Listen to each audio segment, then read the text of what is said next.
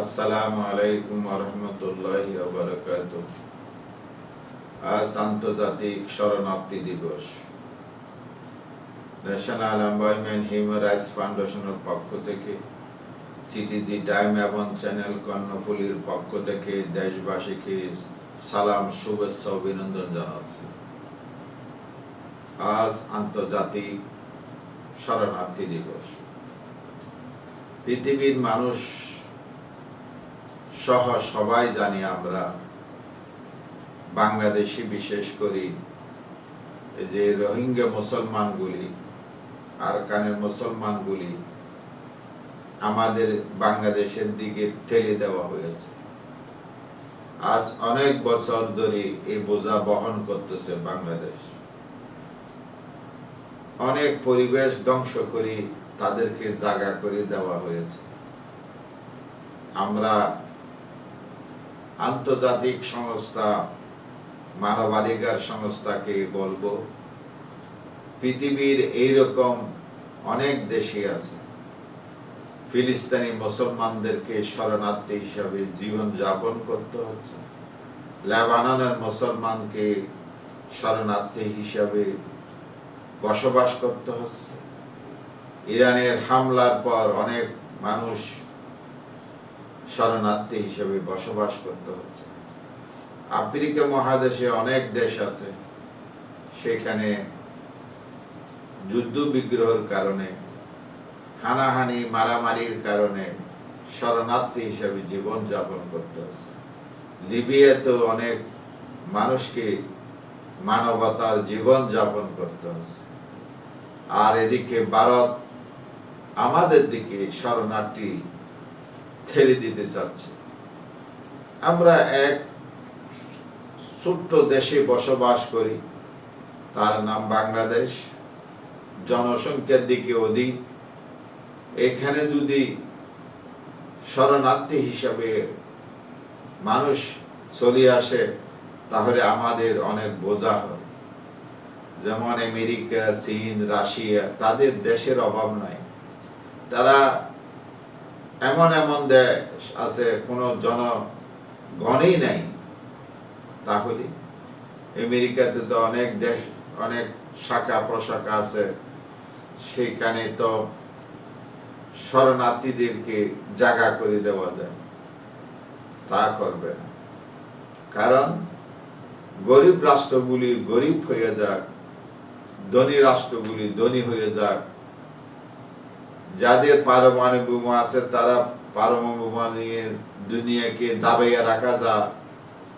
দাবাইয়া রাখতে চায়, এবং যারা পারমাণবিক বোমার জন্য একটু চেষ্টা করবে তাদেরকে ধ্বংস করে দিতে চায়। পৃথিবীর এই রেওয়াজ কেন? এবং মানবাধিকার সংস্থাগুলি, যে জাতিসংঘ, এই যে আমাদের জন্য মনে হয় কাজ করতে পারে না। শক্তিধর দেশগুলির কারণে তারা দেশের অবকাঠামোগত এই সংস্থাগুলি তারা ভালোভাবে কাজ করতে পারে না। এখন জুলুমবাজের দুনিয়ায় চলতেছে।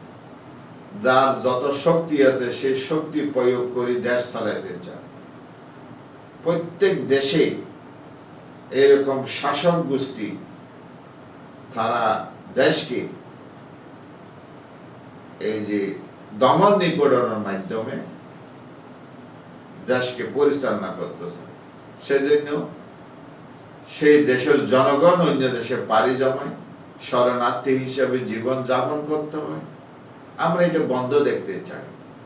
আমরা ন্যাশনাল এমপ্লয়মেন্ট হিউম্যান রাইটসের পক্ষ থেকে অনুরোধ জানাবো, বিশ্ব দেশগুলি, শক্তিধর দেশগুলির কাছে কতদিন আপনার শক্তি থাকবে? এই শক্তি তো চিরস্থায়ী না। আপনাদের বুঝতে হবে, এরকম যারা শক্তি দেখাই আছে তারা দুনিয়া থেকে চলে গেছে, বাঁচতে পারবেন না, বাঁচার সুযোগ নাই। আপনি মনে করতেছেন আমি চিরদিন বাঁচব, কিন্তু না, বাঁচার কোনো সুযোগ নাই। তাহলে আমি জুলুম করব কেন? আমি যখন বাঁচব না, আমি মানুষের উপর জুলুম করব কেন? আমি এর থেকে বাঁচার জন্য দেশবাসী, বিশ্ববাসীর কাছে আকুল আবেদন রাখতে চাই, কারো শরণার্থী যেন হইতে না হয়। যেই দেশ জুলুম নিপীড়ন করবে সেই দেশের শাসক গোষ্ঠীকে জাতিসংঘের মাধ্যমে দমন করতে হবে। গায়ের জোরে যেন কেউ ক্ষমতা চিরস্থায়ী না করে, তাদেরকে আইনের আওতায় আনতে হবে বিশ্ব জাতিসংঘের মাধ্যমে।